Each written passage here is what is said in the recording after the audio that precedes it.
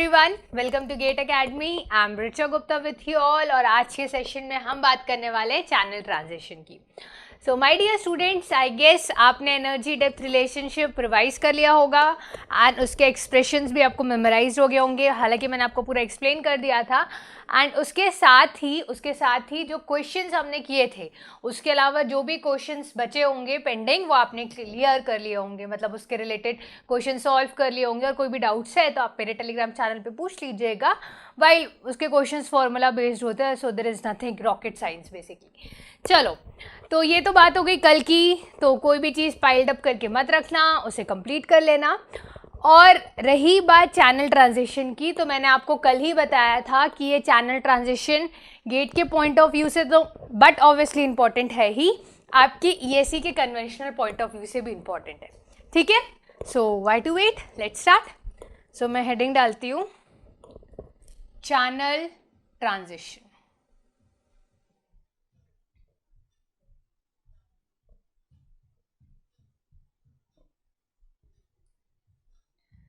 अब बेसिकली सबसे पहले चैनल को छोड़ो, हम लोग नॉर्मल बात करते हैं। नॉर्मल बात क्या करते हैं कि ये ट्रांजिशन का मतलब क्या होता है, what do you mean by this transition.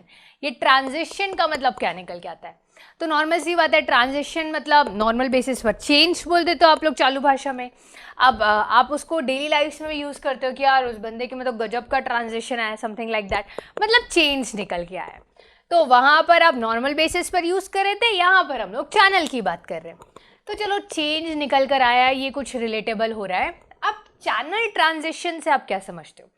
देखो क्या होता है, ट्रांजिशन है, चेंज है, बट यहाँ पे क्या होता है, जब मैं चैनल ट्रांजिशन की बात करती हूँ, ये चैनल का एक पोर्शन होता है जिसका क्रॉस सेक्शन डिफर करता है, मतलब उसका क्रॉस सेक्शन वेरी करता है और वो एक यूनिफॉर्म फ्लो को दूसरे यूनिफॉर्म फ्लो से कनेक्ट करता है। अब ये तो स्टेटमेंट फॉर्मेट है, बेटर है कि इसको एग्जाम्पल्स के थ्रू समझे तो ज़्यादा अच्छे से रिलेट कर पाएंगे। तो बिल्कुल, अब ये एफएम में आपने देखा होगा, पहले मैं बनाऊंगी, पॉज करके आप मुझे बताना ये मैंने क्या बनाया है। चलो, लाइक ये इसको क्या बोलेंगे। चलो पहले मैं इससे पहले एक टर्मिनोलॉजी और बता दूं कि जो ट्रांजिशन होता है, अगर मैं चैनल ट्रांजिशन की बात करूं तो ब्रॉडली इसको दो बेसिस में हम लोग डिवाइड कर सकते हैं। क्या है, एक होता है ग्रेजुअल ट्रांजिशन एंड दूसरा होता है सडन ट्रांजिशन। अब ग्रेजुअल ट्रांजिशन नाम से समझ में आता है कि जो चेंज होता है क्रॉस सेक्शन एरिया में वो ग्रेजुअली वेरी करता है along the length of the channel. While अगर मैं सडन ट्रांजिशन की बात करूं तो ओवर अ शॉर्ट लेंथ या over a relatively comparatively shorter length आपको क्रॉस सेक्शन में चेंज देखने को मिलता है। ठीक है, तो यानी कहने का मतलब है सडन भी चेंजेस हो सकते हैं and gradually over the long stretch change निकल के आ सकता है। ठीक है, तो यहाँ पर कौन सा चेंज है, ये कौन सा चेंज निकल कर आएगा। एक तो मुझे बताओ ये सडन ट्रांजिशन है कि ग्रेजुअल ट्रांजिशन है। तो आप देखोगे तो आप देख रहोगे कि पहले तो विड्थ ज़्यादा थी, फिर comparatively over a short length इसकी विड्थ क्या हो गई, रिड्यूस हो गई। तो यहाँ पर आपको पता चला कि क्या हो रहा है, सडन ट्रांजिशन हो रहा है। अब मैं इसमें ये भी पूछ लूँ कि कॉन्ट्रैक्शन हो रहा है या एक्सपेंशन हो रहा है, तो आप देखोगे कि विड्थ कंपैरेटिवली रिड्यूस हो रही है, तो आप क्या बोलोगे, सडन कॉन्ट्रैक्शन हो रहा है। So this will be sudden contraction. वहीं अगर ग्रेजुअल कॉन्ट्रैक्शन की बात करें, so gradual contraction will be something like this. ये थोड़ा और रिलेटिवली लार्जर लेंथ में आपको देखने को मिलेगा। This will B gradual contraction. ठीक है, और इसके साथ अगर कॉन्ट्रैक्शन हो सकता है तो बट ऑब्वियसली एक्सपेंशन भी हो सकता है। कैसे, वो भी देख लो, ये sudden expansion, this, so this is sudden expansion। और यही चीज अगर ग्रेजुअली होती, so this would have taken a long stretch to expand.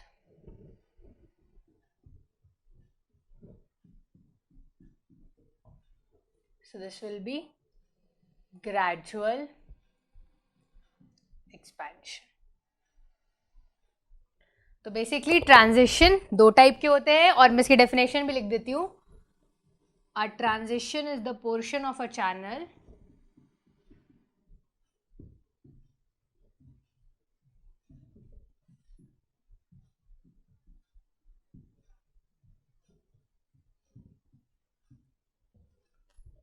of varying cross section या with varying cross section,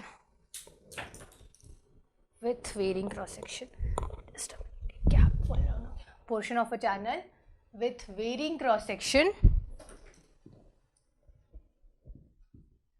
which connects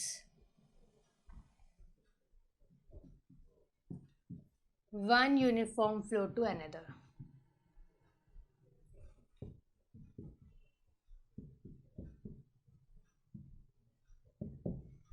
ये डेफिनेशन निकल के आती है किसकी, चैनल ट्रांजिशन की. तो अब मुझे समझ में आया कि बेसिकली चैनल ट्रांजिशन क्या होता है, what does it mean, what does it stands for. ठीक है, तो चैनल ट्रांजिशन की बात कर ली.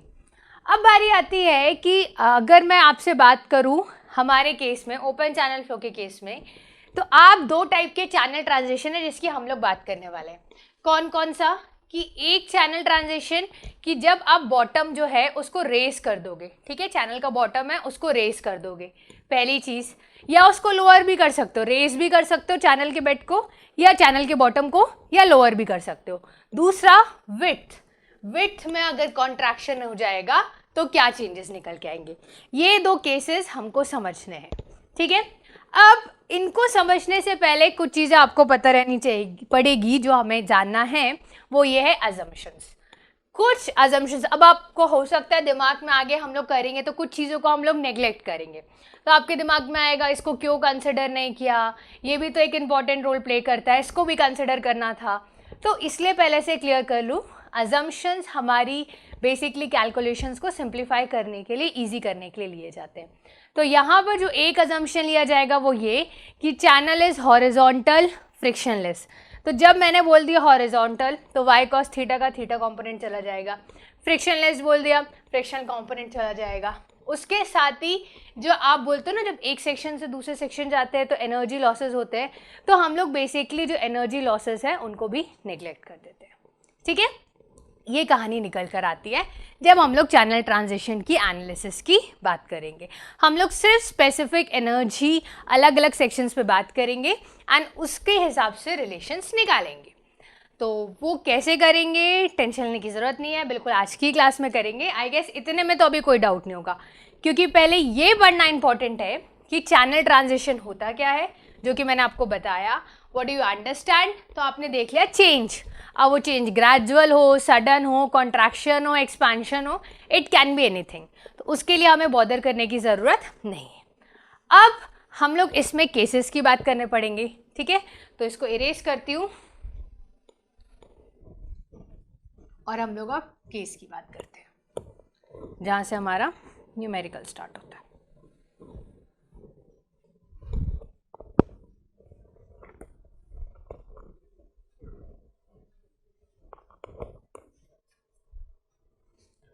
अभी हम लोग न्यूमेरिकल्स नहीं कर रहे हैं, इसको भी इरेज ही कर देती हूँ. पहले हम लोग पूरे बात कर लेंगे विड्थ और इसकी चैनल रेस्ड बॉटम की, दोनों की, उसके बाद एक साथ न्यूमेरिकल करेंगे. ठीक है,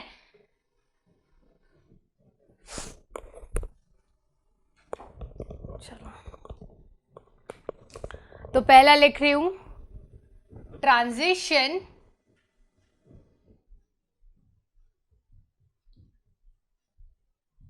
with raised bottom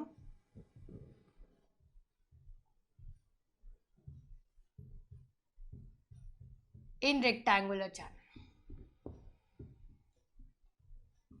general basis पर रेक्टेंगुलर ही पूछा जाता है और बाकी मैं आपको बता भी दूंगी अगर कोई और शेप आए तो क्या करना है. तो जनरलाइज भी बात कर लेंगे और शेप्स के हिसाब से भी बात कर लेंगे. ठीक है, हाँ. अब मैं एक चीज़ बता दूं, इसको आपको दो पैरामीटर्स, दो अलग अलग केसेस के लिए डिज़ाइन करना पड़ेगा. क्या, देखो, कल के सेशन में मैंने आपको बताया था सब क्रिटिकल, बाकायदा मैंने आपको ग्राफ बना के दिखाया एनर्जी डेप्थ रिलेशनशिप का, और मैंने आपको बताया क्रिटिकल डेप्थ के ऊपर का जो पोर्शन होता है दैट इज बेसिकली सब क्रिटिकल, नीचे का जो पोर्शन होता है दैट इज सुपर क्रिटिकल। ये हमने कल ही डील किया था। तो कहने का मतलब ये निकल के आता है कि यहाँ पर दो केसेस बनेंगे, एक सब क्रिटिकल के लिए क्या होगा, सुपर क्रिटिकल के लिए क्या होगा। दोनों केसेस में थोड़ा वेरिएशंस निकल कर आता है। एंड सब क्रिटिकल एंड सुपर क्रिटिकल क्या होता है ये ऑलरेडी हम लोग डिस्कस कर चुके हैं, तो उसमें हम लोग टाइम वेस्ट नहीं करेंगे। मैं आपको सब क्रिटिकल के लिए बता दूंगी, ध्यान से समझना, सुपर क्रिटिकल आप खुद कर लोगे, नो इश्यूज, बहुत सिंपल है। एक मैं बता देती हूँ, एक दूसरा आप कर लेना। सिमिलरली विड्थ में भी मैं एक बता देती हूँ सब क्रिटिकल का, सुपर का आप खुद से कर लेना, ठीक है, आ जाएगा, कोई इशू नहीं है। अगर नहीं आता है, कुछ फंस जाते हो कहीं पर, तो मेरा टेलीग्राम चैनल है उसमें पूछ लेना। बाकी एक को अच्छे से समझ लो, दूसरा अपने आप बन जाता है। बस थोड़े बहुत चेंजेस निकल के आते हैं, वो आप सब समझ जाओगे एक बार अगर आपने ग्राफ को प्रॉपरली समझ लिया तो, ठीक है। तो सबसे पहले हम लोग बात करते हैं किसकी, सब क्रिटिकल कंडीशन की। वील बी टॉकिंग रिगार्डिंग सब क्रिटिकल कंडीशन। अब मैं यहाँ पे डायग्राम भी दिखाऊंगी और यहाँ पर मैं आपको ग्राफ्स के थ्रू भी समझाऊंगी, तो आपको बहुत अच्छे से और अटेंटिव रह के समझना। अभी कॉपी पेन को साइड कर दीजिए, जो भी चीज़ें लिखनी है उसको बाद में हम लोग देख लेंगे, ठीक है। क्योंकि अगर आप साइमल्टेनियसली जब मेरे समझाते समझाते लिखोगे तो देयर इज पॉइंट कि मैंने कुछ इंपॉर्टेंट बोला होगा, आप स्किप कर दोगे। अगर मैथमेटिकल बात होती तो मैं बिल्कुल बोल देती हूँ कि लिख लिया करो, बट क्योंकि अभी कंसेप्चुअल बात होने वाली है, सो आई वांट कि भी पेन पेपर साइड कर दो, अभी सिर्फ यहाँ फोकस करना है, ठीक है। इंपॉर्टेंट टॉपिक है, पहले भी बोल चुकी हूँ, इसलिए एक्स्ट्रा आपको यहाँ पर ध्यान देना पड़ेगा, ठीक है। Extra attentiveness of yours is required. तो चलो इसका डायग्राम बना देती हूँ। ये होता है चैनल बेड,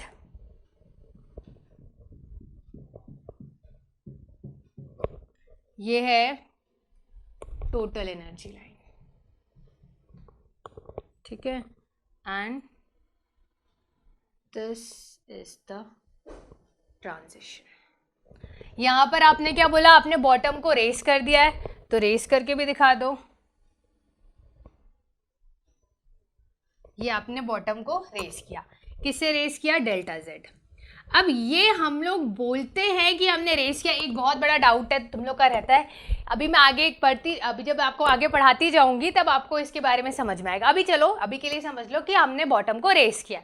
अभी बताऊंगी आगे कि बेसिकली इसका मतलब क्या होता है, क्लियर।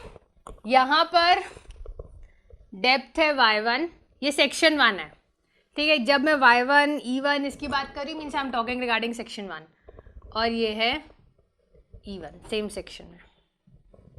यहाँ पर दिस इज द फ्लो, तो यहाँ पर कौन सा, ये है y2 and this is E2। ये हमें पता है सेक्शन 1 में आपका डेप्थ ऑफ फ्लो है y1, स्पेसिफिक एनर्जी है E1। सेक्शन 2 पर डाउनस्ट्रीम साइड में आपका जो स्पेसिफिक एनर्जी है वो है E2, डेप्थ ऑफ फ्लो है y2, ठीक है। ये पोर्शन क्या हो जाएगा आपका, काइनेटिक हेड हो जाएगा, that we know, there is no issue regarding it. अब पूरी कहानी ये निकल कर आती है कि ठीक है, ये मेरा एक सेक्शन है जहां पर हमको रेस कर दिया गया, क्लियर है। अब कुछ जानकारी मुझे समझना है, मुझे दिमाग में ये मेरे क्लियर होना चाहिए कि किसकी बात हो रही है, सब क्रिटिकल कंडीशन की बात हो रही है। आई एम टॉकिंग रिगार्डिंग सब क्रिटिकल कंडीशन। तो सब क्रिटिकल कंडीशन है, तो इसको ग्राफ से देखते हैं, ग्राफ्स के थ्रू समझते हैं।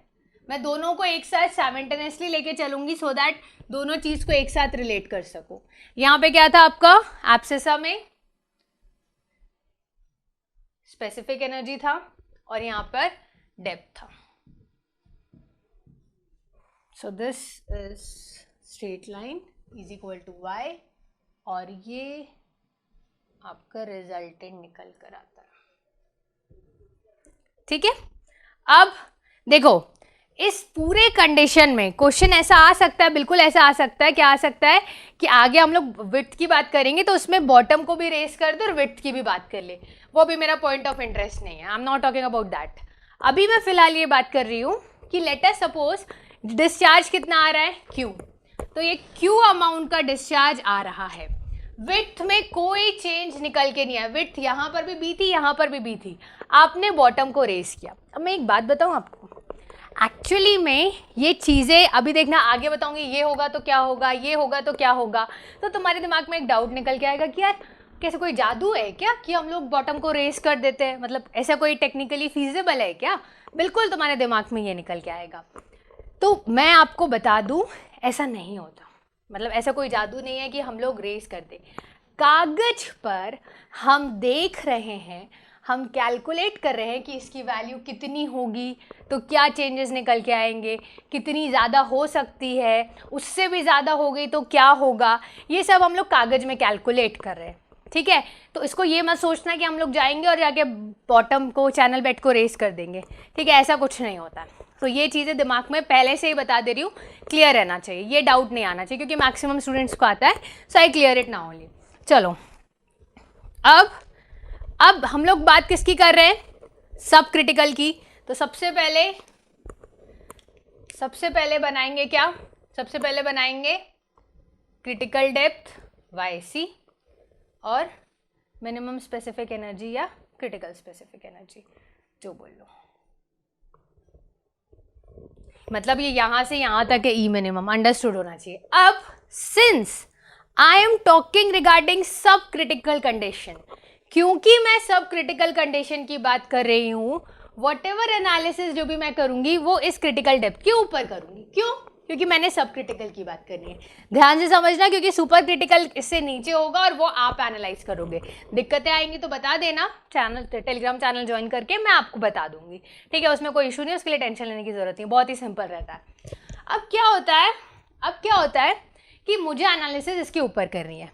अब इस फिगर को देखो, यहाँ पर आप देखोगे स्पेसिफिक एनर्जी जो है E1 की वो E2 से ज़्यादा है, फिगर देख के ही समझ में आ रहा है, ठीक है, एंड इवन जो Y1 की डेप्थ है वो Y2 से ज़्यादा है, ये भी समझ में आ रहा है। हाँ, बट अगर मैं बोलूँ वेलोसिटी हेड, तो वेलोसिटी हेड जो है वो सेक्शन 2 में ज़्यादा है सेक्शन 1 से, बट वो मेरा पॉइंट ऑफ डिस्कशन नहीं है।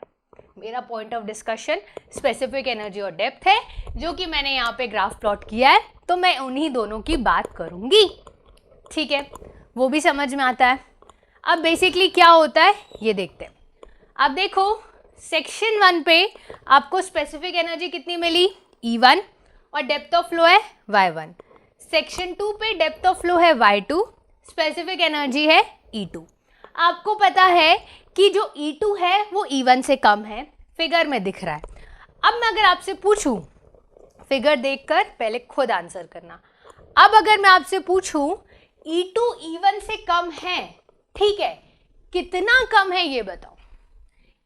E2 E1 से कम है, दिख रहा है मुझे फिगर में, बट मेरा पॉइंट ऑफ इंटरेस्ट है E2 E1 से कितना कम है, तो आप बोलोगे डेल्टा Z।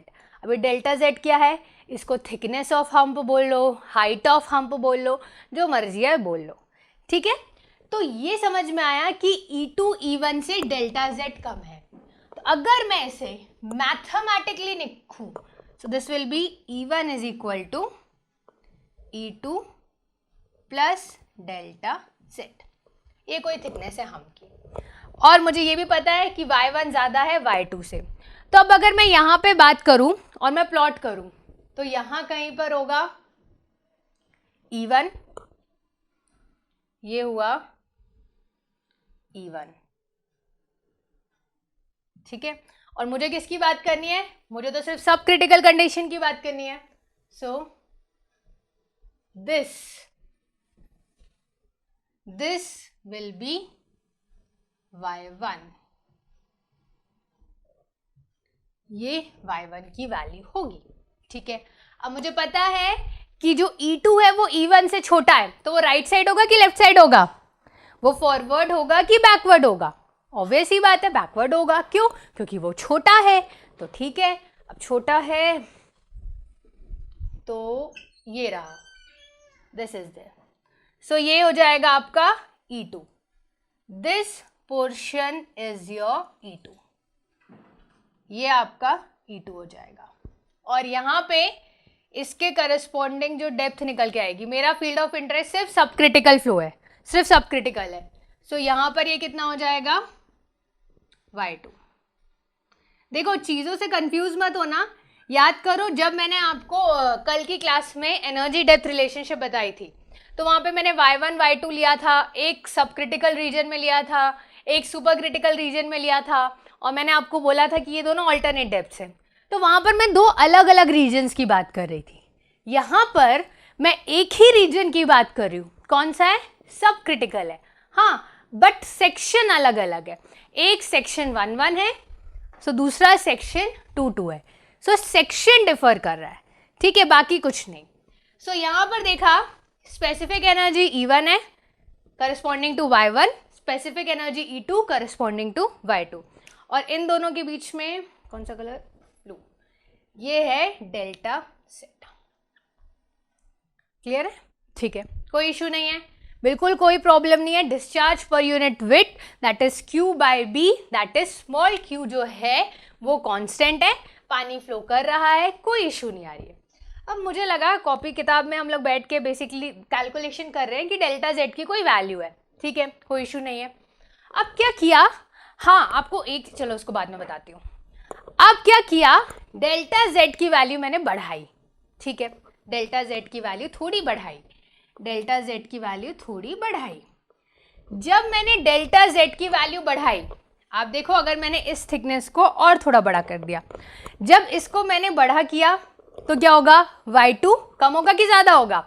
यहाँ पर आपको प्रॉपर पार्टिसिपेशन करना है, क्योंकि जो पार्टिसिपेट करेगा वो ही आंसर कर पाएगा। तो मैंने आपसे बोला कि इस डेल्टा जेड की वैल्यू पहले कितनी भी थी, late us suppose delta Z थी, अब मैंने इसको डेल्टा Z1 कर दिया जो कि डेल्टा जेड से ज़्यादा है। अब क्योंकि मैंने इसको डेल्टा Z1 किया जो कि डेल्टा जेड से ज़्यादा है, आप फिगर में देख के बता ही सकते हो कि जब इसकी वैल्यू बढ़ाई तो डेप्थ ऑफ फ्लो क्या हुई, कम हुई। तो यहाँ पर डेप्थ ऑफ फ्लो क्या हो गई, y2 से नीचे आ गई, y1 में कोई चेंज नहीं आया। सेक्शन 1 पर जब तक मैं ना बोलूँ कोई चेंज निकल कर नहीं आएगा, ठीक है। सो व्हाट इज हैपनिंग कि मैंने late us suppose delta Z1 कोई हाइट बढ़ाई, थिकनेस किया, तो क्या हो गया, y2 से डेप्थ ऑफ फ्लो कम हुई, कुछ कम हुई बट कम हुई। फिर मैं बढ़ाती गई हाइट को, हम की हाइट को बढ़ाती गई, एक टाइम पर मैंने इसको लेकर आ गए, डेल्टा Z को बना दिया डेल्टा Z मैक्सिमम। अब यहाँ पे क्या होता है, ये कंडीशन बहुत इंपॉर्टेंट है, हर एग्जाम में यही पूछ लेता है। अब क्या हुआ, अब कहानी ये निकल कर आई, आप बढ़ाते गए, तो लो मैं बढ़ा के भी दिखा देती हूँ। रेड से कर लिया ना, चलो ये बढ़ाते गए, ये बढ़ा दी, इसको बोला डेल्टा Z मैक्सिमम। उसी पॉइंट पर है बट अब मैं लिखूंगी तो ओवरलैप हो जाएगा, इसलिए मैंने साइड में लिखा है, ठीक है। अब आपने क्या किया, डेल्टा Z की वैल्यू बढ़ाते गए, डेप्थ ऑफ फ्लो सेक्शन 2 में कम होती गई। जब आपने एक मैक्सिमम वैल्यू हम की बढ़ा दी, व्हाट विल हैपन, ये जो y2 है ये कम होते होते क्रिटिकल डेप्थ पर पहुंच जाएगा। अब अभी भी फ्लो हो रहा है, ऐसा नहीं है कि फ्लो नहीं हो रहा है, अभी भी पानी आ रहा है और पानी फ्लो हो रहा है। अभी तक सेक्शन 1 में कोई चेंज निकल कर नहीं आया, there is no change in the case of section 1। Section 1 पर डेप्थ ऑफ फ्लो हो गया, स्पेसिफिक एनर्जी सेम है, आप देखो वहां पर कोई चेंज नहीं निकल कर आया, ठीक है।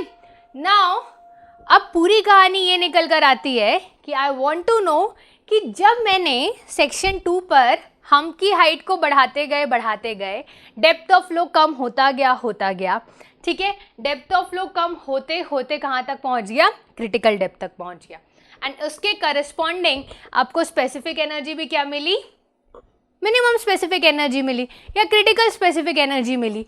तो यानी कि y2 yc तक पहुँच गया और ये कहाँ पहुँच गया, ई मिनिमम पहुँच गया, ठीक है। अब क्या होगा, अब मैंने बोला नहीं यार और करना है, और हम की हाइट को बढ़ाना है। तो मैंने बोला कि डेल्टा Z डैश कोई वैल्यू है, देखो मैं यहाँ पे एक्सप्रेशन फॉर्मेट में दिखा रही हूँ, कन्वेंशनल में तो आ ही चुका है, तो यहाँ पर इन सब की जगह y1 E1 की जगह वैल्यू दे देगा और कुछ नहीं। तो अब मैंने क्या बोला कि delta Z dash height of the hump है जो कि डेल्टा Z मैक्स से ज़्यादा है, तो ये आ गई चोक्ड कंडीशन, जिसमें आप थ्योरेटिकली बोल देते हो कि फ्लो पॉसिबल नहीं है। अभी तक फ्लो हो रहा था, आप हम की हाइट को बढ़ाते बढ़ाते डेल्टा जेड मैक्स तक भी ले आए, तब भी फ्लो हो रहा था, कोई इशू नहीं था। हाँ, जो स्पेसिफिक एनर्जी थी वो मिनिमम हो गई, जो डेप्थ थी वो क्रिटिकल डेप्थ हो गई, बट फ्लो हो रहा था। अब अगर आपने इसकी बोला कि नहीं मुझे हम की हाइट और बढ़ानी है, तो फिर फ्लो पॉसिबल नहीं हो पाएगा। थ्योरेटिकली फ्लो पॉसिबल नहीं हो पाएगा, चोक्ड कंडीशन आ गई। बट प्रैक्टिकली क्या होगा, कुछ चेंजेस होंगे फ्लो में और फ्लो पॉसिबल हो जाएगा। बट वो क्या चेंजेस होंगे वो मैं बताती हूँ, बट तुम्हारे दिमाग में फिलहाल एक डाउट होगा जो पहले मैं क्लियर करूँ। आपके दिमाग में डाउट होगा कि ठीक है अगर delta Z dash delta Z max से ज़्यादा है तो अभी तक के तो आप y2 की वैल्यू को कम करते जा रहे थे ना, कम करते करते आप उसको yc तक लेके आए। मैं बोलूँगी बिल्कुल सही, तो अब जाकर yc से भी कम कर दो ना, यही तो आप कर रहे थे। आपने बोला मैम कि y2 जो है वो वैल्यू थी करस्पॉन्डिंग टू डेल्टा जेड, फिर जैसे जैसे आप बढ़ाते जा रहे थे थिकनेस हाइट ऑफ हम की, तो क्या होते जा रहा था, y2 की वैल्यू कम होती जा रही थी। जब आपने मैक्सिमम हाइट बढ़ा दी तो वैल्यू कहाँ पहुँच गई, क्रिटिकल डेप्थ पे पहुँच गई। अब अगर आपको उससे ज़्यादा वैल्यू बढ़ानी है तो बढ़ा लो, कोई प्रॉब्लम नहीं है। हाँ, बट उस कंडीशन में आप इस yc को यहाँ कम कर दो। मैं बोलूँगी नहीं, yc से वैल्यू कम कर दो, तो मैं बोलूँगी पॉसिबल नहीं है। तो आप बोलोगे क्यों, जब y2 से yc लाया जब तब पॉसिबल था, तो फिर अब कंडीशन में पॉसिबल क्यों नहीं है। तो इसका रीज़न ये निकल कर आता है माय डियर कि हम मान के चलते हैं, हमारा एक और अजम्पशन है कि अगर लेट अस सपोज सेक्शन 1 पर आपने निकाला फ्लो सब क्रिटिकल है, तो ट्रांजिशन के बाद भी फ्लो सब क्रिटिकल ही रहेगा। ठीक है, उसके कंडीशन फ्लो स्टेट के कंडीशन में कोई चेंज नहीं निकल कर आएगा। अब अगर यहाँ पर मेरा state of flow super critical होता तो यहाँ पर भी ट्रांजिशन के बाद सुपर क्रिटिकल ही निकल के आता, यानी कि चाहे कुछ भी हो जाए वैल्यू yc से नीचे वाले साइड में नहीं जा सकती। क्यों, क्योंकि मुझे पता है ये वाला सब क्रिटिकल जोन है, ये सुपर क्रिटिकल है, और मैंने अभी बात करनी है किसके केस की, सब क्रिटिकल कंडीशन की। सो सब क्रिटिकल कंडीशन में आपने देखा कि हम लोग को सिर्फ ऊपर वाले रीजन की बात करनी है, तो हम लोग इस वाले रीजन को भूल जाओ, ये अभी मेरा फील्ड ऑफ इंटरेस्ट है ही नहीं, मुझे इसके बारे में कुछ ध्यान ही नहीं देना है। ठीक है, तो बारी आई कि पहले जब डेल्टा जेड मैक्स हुआ तो क्या चेंज निकल कर आया, इसको डील करूंगी, पर पहले कुछ चीज़ों को क्लियर करते जाते हैं। जब डेल्टा जेड मैक्स निकल के आया तो क्या हुआ, उस कंडीशन में E1 में तो कोई चेंज नहीं आया, E1 उतना का उतना ही रहा, E2 की जगह क्या हो गया, EC हो गया, और ये हो गया डेल्टा जेड मैक्स। लास्ट में बताऊंगी कैसे क्वेश्चंस पूछते हैं, अभी मैंने बस आपको ये बताया। ठीक है, ये कहानी निकल कर आई। पहले नॉर्मल कोई डेल्टा जेड डेप्थ थी, ठीक है, थिकनेस थी, उसके बाद डेल्टा जेड मैक्सिमम के लिए ये निकल के आया। अब तीसरी कंडीशन, जब delta Z dash delta Z max से ज़्यादा हो गया तो क्या हुआ, क्या होगा बताओ, कोई आइडिया। तो देखो अभी तक डेप्थ ऑफ फ्लो कम होते होते yc पहुंचा, अब अगर जो हाइट ऑफ द हम्प है वो मैक्सिमम हाइट से ज़्यादा हो गई तो सेक्शन 2 पर कोई चेंज निकल के नहीं आएगा। दैट मीन्स सेक्शन 2 पर फ्लो क्रिटिकल ही रहेगा। क्यों क्रिटिकल रहेगा, क्योंकि इससे कम आप कर नहीं सकते, आपने पढ़ रखा है। ठीक है, फॉर अ पर्टिकुलर डिस्चार्ज क्या होता है, yc जो मैक्सिमम डेप्थ आपकी मिनिमम डेप्थ पॉसिबल होती है, क्रिटिकल डेप्थ जिसको आपने बोला, और इसके बाद अगर करोगे तो वो तो सुपर क्रिटिकल रीजन में चला जाएगा, जो कि हमें अलाउ ही नहीं करना है। तो अब क्या होगा, सेक्शन 2 में फ्लो रहेगा क्रिटिकल, करस्पॉन्डिंग उसकी स्पेसिफिक एनर्जी रहेगी क्रिटिकल स्पेसिफिक एनर्जी, बट अब इस कंडीशन में there will be changes in the upstream section. क्या चेंज निकल कर आएगा, अगर आप चाहते हो कि जब height of the hump maximum height of the hump से ज़्यादा आए, जब चोक्ड कंडीशन रीच हो और आप चाहते हो कि फ्लो हो, तो क्या होगा, चेंजेस निकल कर आएंगे कि सेक्शन 2 में तो फ्लो क्रिटिकल रहेगा, सेक्शन 1 की स्पेसिफिक एनर्जी E1 से बढ़ जाएगी E1 डैश। तो अगर ये स्पेसिफिक एनर्जी बढ़ गई, कौन सा कलर का पेन लूं, अब स्पेसिफिक एनर्जी बढ़ गई, मतलब पहले E1 थी, अब ये स्पेसिफिक एनर्जी बढ़ गई. सो this will be E1 dash. ये स्पेसिफिक एनर्जी बढ़कर कितनी हो गई? E1 dash. और इसके करस्पॉन्डिंग जो डेप्थ ऑफ फ्लो आएगा that will be Y1 dash. तो ये कहानी निकल के आएगी. कहने का मतलब है जब maximum height of the hump से ज्यादा आपकी हाइट हो गई हम्प की, उस कंडीशन में E1 की वैल्यू E1 डैश बन जाएगी. ठीक है, Y1 डैश जो होगा वो Y1 से ज्यादा निकल कर आएगा. ये सब अपने अपने स्टेटमेंट वाइज पूछ लेगा. तो बेसिकली इसको मैं एक्सप्रेस कर देती हूँ कैसे हो जाएगा. उस कंडीशन में होगा E1 dash is equal to EC plus delta Z dash. ये निकल कर आएगा. क्लियर? तो ये पूरी कहानी निकल कर आती. 3 डिफरेंट चीज़ें बात की. हाँ, अब यही तुम्हारा डाउट होता जो मैंने पहले क्लियर किया. यही डाउट होता कि मैम प्रैक्टिकली कैसे पॉसिबल है कि आपने पहले बोला डेल्टा Z है, फिर उसको आप बढ़ाते गए, Y2 कम होते गया, फिर उसको मैक्सिमम कर दिया डेल्टा Z की वैल्यू. तो ये हम लोग कागज में करके देख रहे हैं कि हाइट बढ़ाई तो उसके क्या रिपरकशंस निकल कर आते हैं अपस्ट्रीम साइड में, डाउनस्ट्रीम साइड में. ये तो हम कागज में करके देख रहे हैं. ठीक है, कि क्या चेंजेस निकल कर आ रहे हैं. तो हम लोग ने 3 अलग अलग कंडीशंस देखी. आपसे एग्जाम में जनरली वो आपको ये बोल देता है कि अगर maximum height of the hump, obviously हम लोग क्वेश्चंस करेंगे बट पैटर्न समझ लो पहले, कि अगर एक रेक्टेंगुलर चैनल सेक्शन है और उसमें let us suppose maximum height of the hump 0.5 metre है, तो बताओ क्रिटिकल डेप्थ कितनी होगी, और आपको डिस्चार्ज, डेप्थ ऑफ फ्लो वगैरह गिवन होगा. तो जब ये कंडीशन बोला कि maximum height of the hump है 0.5 मीटर, बताओ क्रिटिकल डेप्थ कितनी होगी, तो तुरंत आपको ये वाला रिलेशन यूज करना. एंड मैक्सिमम जगह पर जब आपके क्वेश्चंस आते हैं वो यहीं तक पूछता है. तो यहाँ पर अगर आप देखोगे स्पेस की कमी हो गई है, बड़े डायग्राम्स बना दिया, यहाँ पे लिख के बताती हूँ. E1 is equal to EC plus delta Z max होता है. तो आप डेटा गिवन रहेगा, सेक्शन 1 पर स्पेसिफिक एनर्जी निकाल लोगे, minus delta Z max is equal to EC क्या हो जाएगा 3/2 YC. क्यों? ये चीज़ मैंने आपको कल ही डिराइव करके बता चुकी है. ठीक है, रेक्टेंगुलर की बात करूँ तो so E1 minus delta Z max is equal to 3/2. यहाँ से YC निकाल लो, या बाय चांस कोई और वैल्यू पूछे तो वो भी निकाल सकते हो. ठीक है, तो ये कहानी निकल कर आती है. यहाँ से आप क्रिटिकल डेप्थ की वैल्यू निकाल सकते हो.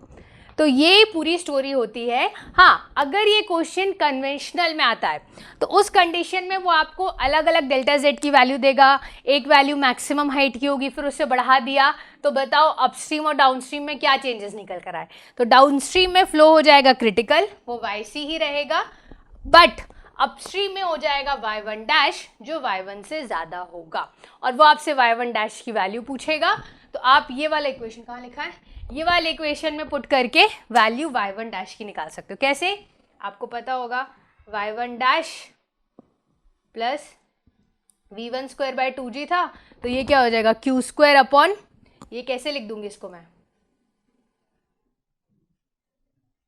इसको ऐसे लिखा जा सकता है ना, Q square upon A square into 2G, और A स्क्वायर की जगह B इंटू Y1 डैश का स्क्वायर. ठीक है, A स्क्वायर की जगह क्या आ जाएगा B विथ तो कांस्टेंट है, और डेप्थ की जगह इस बार क्या निकल के आएगा Y1 डैश का स्क्वायर.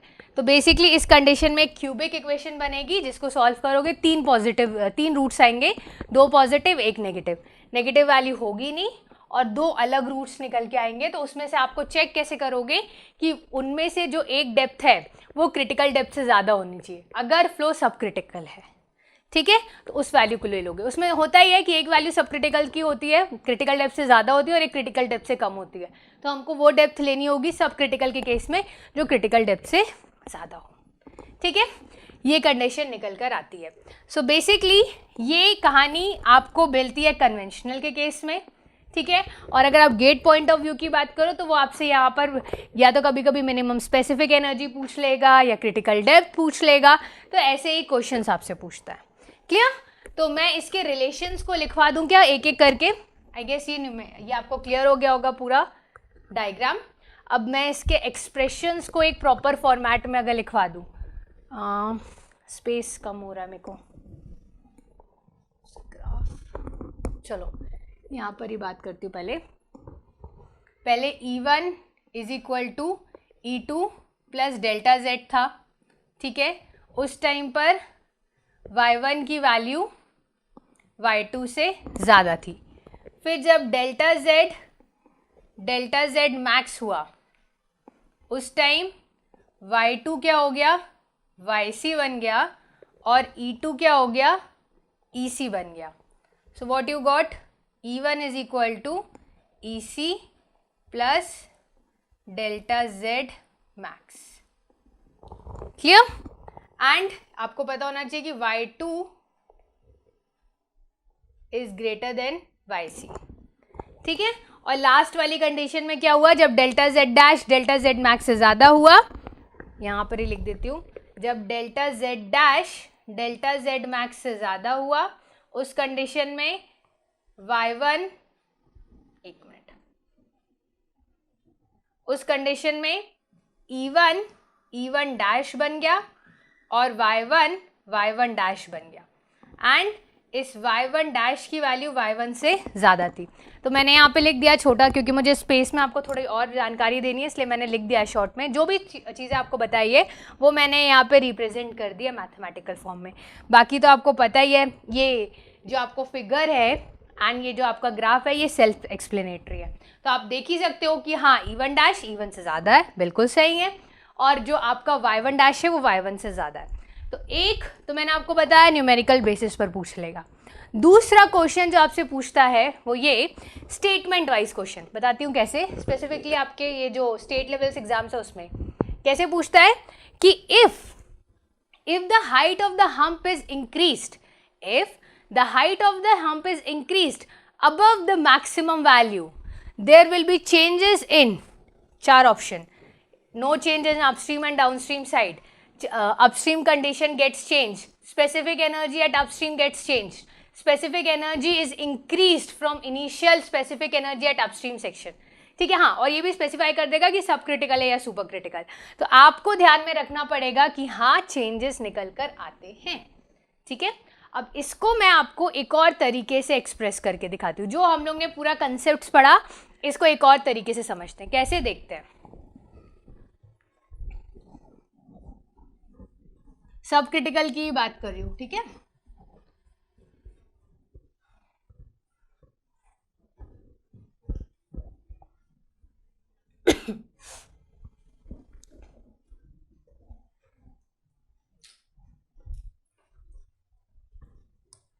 अब यहां पर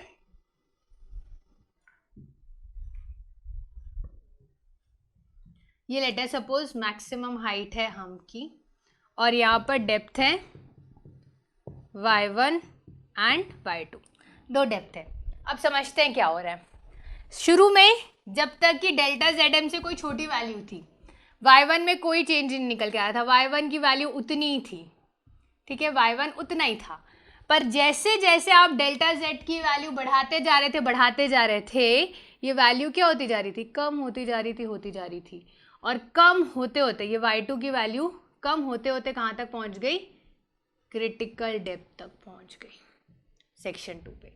इसके बाद जब आपने हम्प की हाइट को और बढ़ाया, तो आपने देखा कि अपस्ट्रीम साइड में डेप्थ बढ़ गई, it went to Y1 dash, while downstream side में वैसी का वैसी रहा, डाउनस्ट्रीम साइड में YC से ही फ्लो किया। वाइल आपने देखा कि अपस्ट्रीम साइड में डेप्थ क्या हो गई, Y1 डैश हो गई। इसको थोड़ा और अच्छे से कर्व कर देती हूँ। तो ये कहानी, अगर आपको ऐसी लेटर सपोज अगर ऐसा क्वेश्चन आ जाए और आपको इसमें 3-4 वेरिएशंस करके दे दे, ठीक है, 4 वेरिएशंस अलग अलग फॉर्मेट में, इसको ऊपर नीचे करके दोनों को इंक्रीजिंग दिखा के, या लेटर सपोज ये तो ओरिजिनल है, इसको ऐसे डिक्रीजिंग दिखाकर, तो ऐसे चीज़ें अगर आपको दे दे तो आपको ये रीड करते हुए आना चाहिए। कैसे, इनिशियली 0 से डेल्टा ZM से पहले तक के आप देखोगे सेक्शन 1 यानी अपस्ट्रीम में कोई चेंज नहीं निकल के आया, डेप्थ में कोई चेंज नहीं निकल कर आया। सेक्शन 2 में डेप्थ कम होती गई, कहाँ तक पहुंची? क्रिटिकल डेप्थ तक पहुंची। उसके बाद आपने डेल्टा जेड एम से और बढ़ाया तो क्या हुआ? सेक्शन 1 पर डेप्थ बढ़ी पर सेक्शन 2 पर क्रिटिकल ही रही। ठीक है, ये कहानी निकल कर आती है। This is the story which comes into picture. Fine, तो ये आपका किसका कंडीशन होता है? सब क्रिटिकल के केस में। हाँ, अगर मैं ये बात सुपर क्रिटिकल करती, वो आपका काम है, आप होमवर्क में करोगे उसको, ठीक है, बट आपको उसका मैं कुछ चीज़ें बता दूं। उस कंडीशन में ये जो ग्राफ आपने ऊपर की तरफ बनाया है, ये सब चीज़ें आप नीचे के लिए करोगे, ठीक है, वहाँ पर आप सब चीज़ें नीचे के लिए करोगे, इससे नीचे वाली डेप्थ के लिए बात करोगे। और वहाँ पर पहले ही आपको इसका एंड रिजल्ट्स बता दे रही हूँ, वहाँ पर जैसे जैसे आप हम्प की हाइट बढ़ाते जाओगे, y2 की वैल्यू बढ़ के, यहाँ पर y2 होगा सब क्रिटिकल, सुपर क्रिटिकल में वो बढ़कर yc होगा। यहाँ पर y2 घट के yc हो रहा था सब क्रिटिकल में, सुपर क्रिटिकल में y2 बढ़कर yc हो जाएगा। ठीक है, और उसके बाद आपने अगर और डेल्टा जेड डैश किया तो E1 डैश स्पेसिफिक एनर्जी बढ़ेगी बट Y1 डैश की वैल्यू कम होगी। एंड रिजल्ट्स बता दिया है बट मैं इसको नहीं करने वाली हूँ, ये आपका काम है। मैंने एक पूरा बड़ा सा फिगर बनाया, देखो मेरे पास लिखने की भी जगह नहीं बची थी, ठीक है, फिर भी मैंने पूरा बड़ा सा फिगर लेकर आपको समझाया है।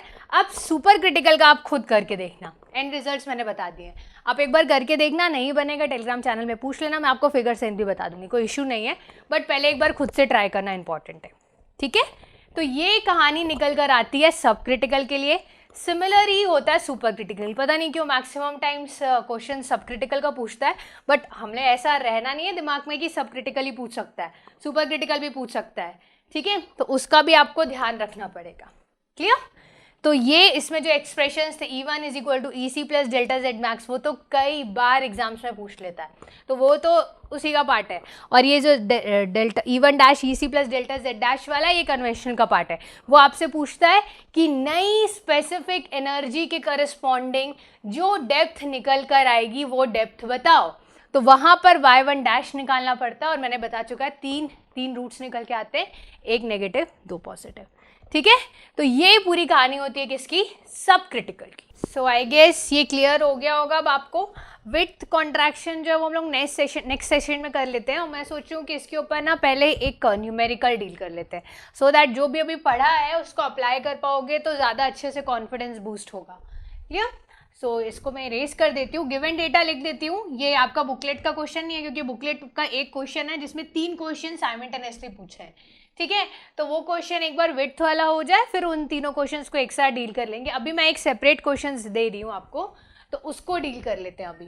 तो मैं गिवन डेटा और इम्पॉर्टेंट चीज़ें लिख देती हूँ, सो दैट 2 मिनट आपको टाइम दूंगी, आप सॉल्व करना, उसके बाद फिर मैं आपको सॉल्व करके दिखाऊंगी। Okay, so let's start. मैं क्वेश्चन लिख देती हूँ। क्वेश्चन बोल रहा है इन अ रेक्टेंगुलर चैनल की बात कर रहा है। इन अ रेक्टेंगुलर चैनल कितना है? 3.5 मीटर वाइड है, 3.5 metre wide with slope of 0.0036 comma uniform flow occurs at a depth of 2 metre. अब क्या क्वेश्चन बोल रहा है? Find how high the hump be raised without causing efflux। ये पहला पार्ट क्वेश्चन का पूछा है। दूसरा में अलग अलग 2 क्वेश्चन देने से अच्छा बेटर है एक ही क्वेश्चन में पूरे पॉइंट्स क्लियर हो जाए, तो दूसरा क्वेश्चन भी मैं ऐसे ही में लिख दे रही हूँ। दूसरा बोल रहा है the upstream depth is to be raised by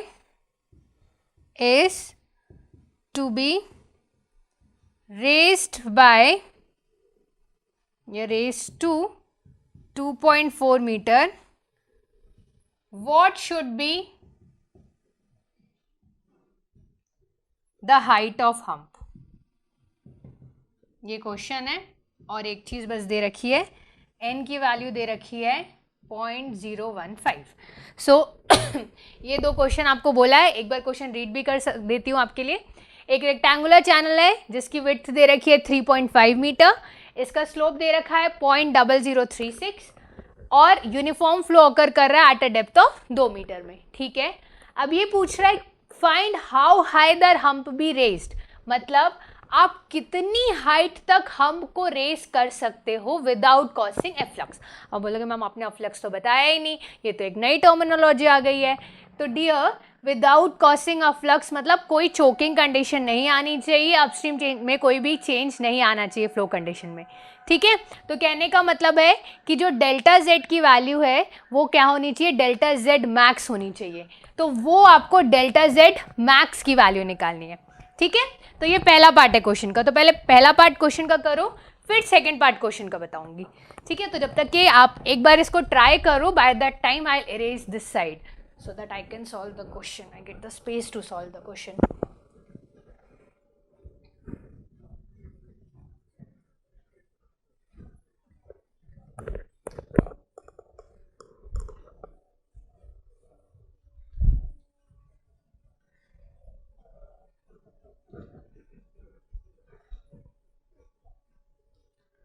ये हुआ, एक बार ट्राई करो, देखो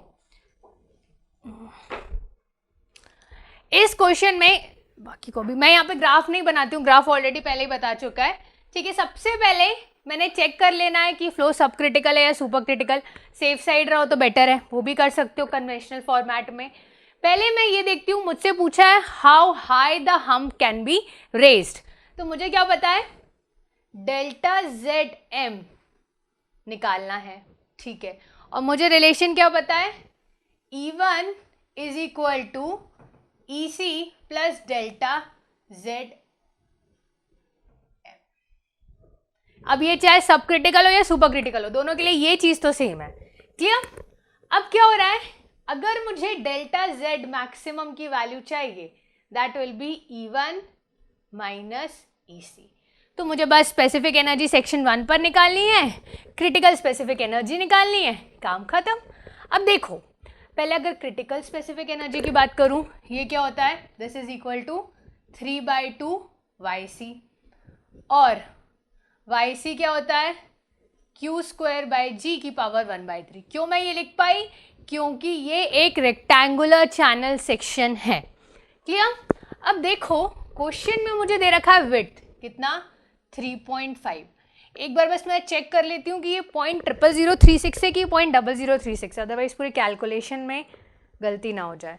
जस्ट अ मिनट, ये 0.0036 है। ठीक है, सो स्लोप इज 0.0036 और यूनिफॉर्म फ्लो किस डेप्थ पर ऑकर कर रहा है, 2 मीटर पे। सो दिस इज 5। अब बोल रहा है कि वही हाइट हम्प की बात कर रहा है, मतलब मुझे डिस्चार्ज नहीं दिया है। तो सबसे पहले मुझे क्या करना पड़ेगा, डिस्चार्ज निकालना पड़ेगा, क्योंकि जब मैं डिस्चार्ज निकाल पाऊंगी तभी मैं डिस्चार्ज पर यूनिट विड्थ निकाल पाऊंगी। तो यहाँ पे क्या करना पड़ेगा, discharge is equal to area into velocity. Area क्या होगा, width into depth of flow, so this will be 3.5 into 2। Since Manning's constant दिया है तो मैनिंग्स फॉर्मूला यूज करना पड़ेगा। क्या होता है, 1/n r की पावर 2/3। सो r क्या होता है, यहाँ पर कोई वेरी वाइड रेक्टेंगुलर चैनल ऐसा कुछ भी नहीं बोला है। ठीक है, तो r क्या होता है, b प्लस 2y। तो मैं डायरेक्टली एक ही बड़ा एक्सप्रेशन लिख दे रही हूँ छोटे छोटे कैलकुलेशंस करने के बजाय। सो दिस विल बी 3.5 इंटू 2, और जिनको नहीं पता ये कैसे आया और सीधे इसी में लैंड कर गए, पहले के लेक्चर्स पढ़ कर आओ। ठीक है, सो 3.5 प्लस 2 इंटू 2 की पावर 2/3 एंड s की पावर 1/2। तो इससे क्या आ जाएगा, आपका डिस्चार्ज की वैल्यू आ जाएगी। सो कैलकुलेट कर लेते हैं, डिस्चार्ज निकालते हैं। 7 into 1/0.015 into 7 divided by 3.5 plus 4 की पावर 2/3 इंटू 0.0036 की पावर हाफ। तो यहाँ से वैल्यू आ रही है डिस्चार्ज की 26.74 मीटर क्यूब पर सेकेंड। ये वैल्यू निकल के आ रही है किसकी? ये वैल्यू निकल के आ रही है आपकी डिस्चार्ज की। एक बार चेक कर लेती हूँ। इनटू कैलकुलेशन मिस्टेक नहीं होनी चाहिए, अदरवाइज फिर पूरा कैलकुलेशन मिस्टेक्स अगर हुई तो पूरा क्वेश्चन गलत हो जाएगा। या it's right, 26.74 metre cube per second. ये क्या आया? डिस्चार्ज की वैल्यू आई। अब क्योंकि मुझे डिस्चार्ज मिल गया, discharge per unit width obviously निकाल सकते हैं। Q बाय बी कितना होगा? 26.74 डिवाइडेड बाय विड्थ कितनी है? 3.5। एक्चुअली 26.7411 सब आ रहा है, मैंने सबको भी नहीं लिया है। 26.74 टू डिजिट तक के लिया है, divided by 3.5। It comes out to be 7.64 metre cube per second per metre. तो यहाँ सब्स्टिट्यूट कर दो, 3/2 7.64 का स्क्वायर, जी की वैल्यू स्पेसिफाइड नहीं है तो 9.81 ही लेना की पावर 1/3।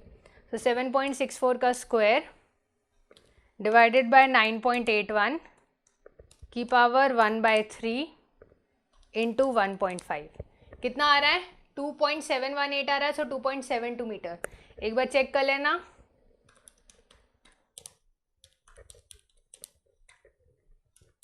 उतना ही आ रहा है, 2.72 मीटर। ठीक है, तो यहाँ पे मैंने क्या निकाल लिया? आपकी EC की वैल्यू निकाल ली, EC की ई मिनिमम की वैल्यू निकाल ली। तो ये कितना आया? 2.72 मीटर। अब मुझे क्या चाहिए? E1 की वैल्यू चाहिए, that is specific energy section 1 पर। तो स्पेसिफिक एनर्जी सेक्शन 1 पे क्या होगी? यूनिफॉर्म फ्लो डेप्थ की इक्वल होगी, क्योंकि ऑब्वियस ही बात है अगर यूनिफॉर्म फ्लो हो रहा है तो सेक्शन 1 पर डेप्थ कितनी होगी? कहाँ पे लिखा है? 2 मीटर ही होगी। सो this will B y1 plus v1 square by 2g। अब या तो v1 निकाल लो या फिर डायरेक्टली उसको q/a के फॉर्मेट में लिख लो, जो मर्जी आए कर सकते हो। y1 plus q square a1 square by 2g। And even you want you can do what is, आप इसको ऐसे भी लिख सकते हो शॉर्ट फॉर्म में, आगे आपको बेसिकली यूज आएगा जब आप कन्वेंशनल क्वेश्चन करोगे। ये क्या होगा? b square y1 square into 2g। तो अगली बार से ना डायरेक्टली आप क्या कर सकते हो? q is equal to vy होता है, तो आप इसको कैलकुलेट करोगे। मैंने आपको दिखा भी चुका ये चीज़, अगर आपको एक बार और दिखा देती हूँ, यहाँ पे दिखाती हूँ। Basically discharge is equal to area into velocity होता है। ठीक है, एरिया को लिख सकते हो width into depth of flow divided by velocity. So q by B small q into V into Y. तो अगली बार से अगर मैंने v की जगह डायरेक्टली q बाय वाई लिख दिया, स्मॉल q बाय वाई, तो फिर पूछना मत कहाँ से है, क्योंकि मैंने बता चुका है कि ऐसा होता है और दिखा भी चुका। ठीक है, सो यहाँ पे अब मैं लिख देती हूँ y1 plus q square y1 square into 2g। ठीक है, अब वैल्यू सब्स्टिट्यूट कर दो। y1 कितना है? 2 मीटर्स। q की वैल्यू निकाल ली थी 7.64 का स्क्वायर। y1 कितना है? 2 का स्क्वायर इंटू 2 इंटू 9.81। ठीक है, सो इसको सॉल्व कर लेते हैं। We'll solve this. 2 प्लस 7.64 का स्क्वायर 4 इंटू 2 इंटू 9.81, यहाँ से वैल्यू आ रही है 2.744 मीटर। ये वैल्यू निकल के आ रही है। तो सम वॉट एससी को सब्स्टिट्यूट कर दो, 2.744 मीटर। अब यहाँ पे कायदे से तो यहाँ पे भी अगर 3 डेसिमल लिया तो यहाँ पर भी 3 डेसिमल ले सकते हो। ठीक है, सो इसको 2.74 ही ले लेती हूँ। चलो 744 ले लिया तो minus 2.72। This value comes out to be 0.024 metre. ठीक है, या इसको बोल सकते हो 24 mm, अप्रोक्सीमेटली इतना आ रहा है। ये maximum height of the hump है जो कि पॉसिबल है without changing, without causing choke condition. And upstream condition में कोई चेंज ना लाके। ये पहले पार्ट का आंसर हुआ। This is the answer for the first part. अब एक एक करके बताई हूँ इसलिए इतना टाइम लगा कैलकुलेट करने में, अदरवाइज फटाफट कैलकुलेटर चलाना और करना है। हाँ, ये 3 पार्ट में क्वेश्चन आएगा, गेट में आया है एक बार, तो वहाँ पर भी मैं बताऊंगी कैसे करना है, बट हाँ इतना तामझाम करना पड़ेगा। क्लियर? तो ये पहला पार्ट ऑफ द क्वेश्चन है। नेक्स्ट पार्ट बोल रहा है the upstream depth is to be raised. Upstream depth को बढ़ाना है, मतलब डेल्टा जेड डैश आ गया टू 2.4 मीटर। पहली थी कितनी? y1 था, y1 कितना था? अब इसको इरेज कर रही हूँ, इन दोनों को इरेज कर रही हूँ। पहले दूसरा कलर ले लेती हूँ ताकि पता चले सेकेंड पार्ट है। चलो, पहले था y1 2.4 मीटर, 2.2 मीटर सॉरी। अब आ गया y1 डैश जो कि y1 से ज़्यादा है, कितना है? 2.4 मीटर। तो अब बोल रहा है the upstream condition is to be change to 2.4 metre. ठीक है, what should be the height of the hump, मतलब इस कंडीशन में वो आपसे डेल्टा जेड डैश पूछ लिया उसने। देखो, एक कंडीशन में यहाँ पर डेल्टा जेड एम पूछा और यहाँ पर डेल्टा जेड डैश पूछ लिया, और हमें तो एक्सप्रेशन पता है। क्या था expression? E1 dash is equal to EC plus delta Z dash. ये था एक्सप्रेशन। EC मुझे ऑलरेडी पता है, E1 डैश बस कैलकुलेट करना है, मुझे डेल्टा जेड डैश मिल जाएगा। So delta Z dash will be E1 dash minus EC। तो अब मेरा पूरा फोकस है कि मुझे E1 डैश की वैल्यू, देखो इस क्वेश्चन में आपको डायरेक्टली डेप्थ ऑफ फ्लो दे दिया, मतलब y1 डैश दे दिया, बट अगर ये कन्वेंशनल क्वेश्चन होता ESC का तो पहले आपको चेक करना पड़ता ये कंडीशन कब आएगी, delta Z dash delta Z M से कब आएगा, पहली चीज़। दूसरा, फिर उसके लिए डेप्थ ऑफ फ्लो क्या होगी, यहाँ पे डायरेक्टली दे दिया है। ठीक है, सो इसको इरेज कर दूँ अब, क्योंकि मुझे इसको करना है तो इसको इरेज कर देती हूँ मैं। I need space.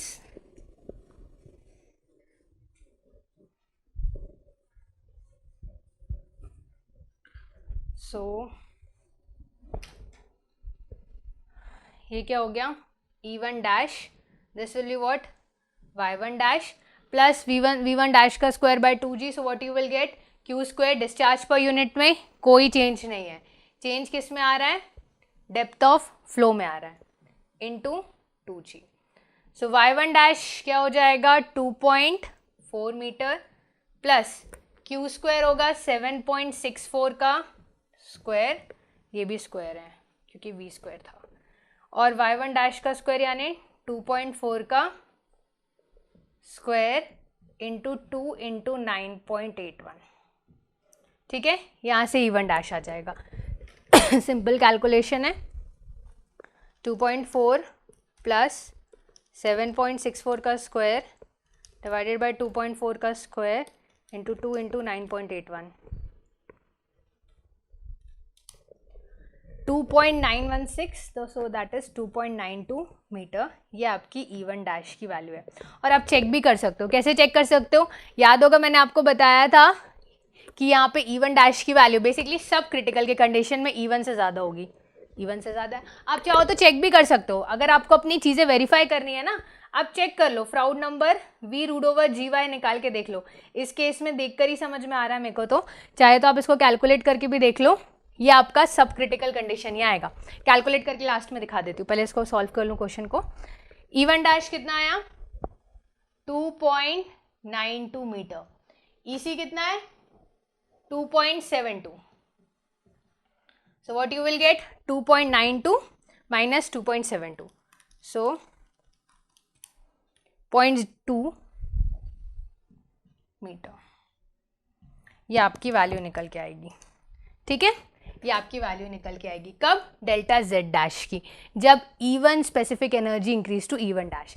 अब चाहो तो आप देख भी सकते हो, क्या देख सकते हो कि हाँ पहले से वैल्यू क्या हुई है? इंक्रीज हो गई है। डेल्टा जेड डैश बड़ा है डेल्टा जेड एम से, वो पॉइंट, और E1 डैश अगर बड़ा है E1 से तो ऑब्वियस ही बात है कि वैल्यू भी ज़्यादा आनी चाहिए, तो वैल्यू ज़्यादा आई और डेप्थ ऑफ फ्लो ज़्यादा थी, तो मुझे पता ही है कि y1 डैश y1 से ज़्यादा है। चाहो तो आप एक बार सब क्रिटिकल और सुपर क्रिटिकल भी चेक कर सकते हो। कैसे?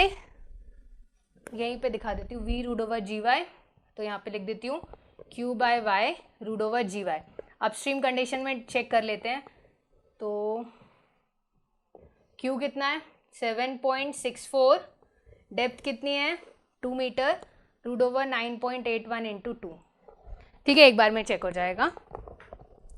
सो 7.64 2 इंटू 9.81 इंटू 2, प्राउड नंबर आ रहा है 0.86 विच इज़ लेस देन 1।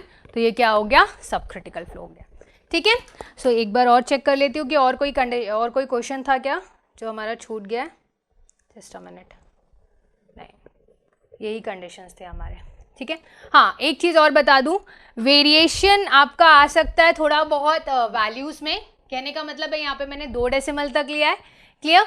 अगर इसमें मैंने चेक कर लिया 2 ही पार्ट था क्वेश्चन का, अगर आप 3 डेसिमल प्लेसेस तक ले रहे हो तो थोड़ा बहुत वेरिएशन आएगा। मेरा 200 mm आ रहा है, आपका हो सकता है 197 198 आए, तो उतना वेरिएशंस निकल कर आएगा। अगर ऑप्शन दिया तो प्रॉब्लम ही नहीं है, but correct up to 1 decimal place 2 decimal places तक आएगा तो ध्यान रखना पड़ेगा।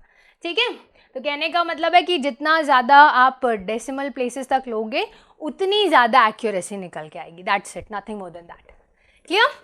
तो मैंने आपको यहाँ पे अप्रोच बता दिया है कि डेल्टा जेड एम कैसे निकालते हैं, डेल्टा जेड डैश कैसे निकालते हैं, पूरा एक एक स्टेप सॉल्व करके बताया है।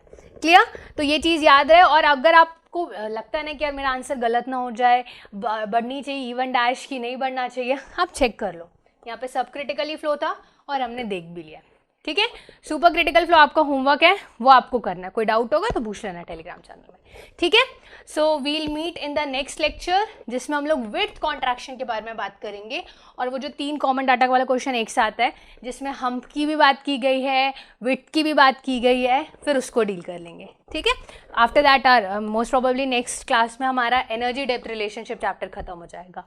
सो इससे रिलेटेड क्वेश्चन, सब क्रिटिकल, सुपर क्रिटिकल, हम्प का केस वाला, रेस्ड बॉटम का केस वाला क्वेश्चन अगर आपके पास है बुक्स में, या अगर आप ईएससी की तैयारी करो कन्वेंशनल क्वेश्चंस में, उसको सॉल्व कर लेना, सो दैट नेक्स्ट सेशन में हम लोग जब विड्थ की बात करें so you will be feeling more confident. Okay, so revise this, pending मत छोड़ना, बिकॉज कल हम लोग को बात करने वाली विड्थ की, तो ग्राफ समझना आना चाहिए आपको। ठीक है, so we'll meet in the next lecture with width contraction. Till then, revise this, take care of yourself and study hard.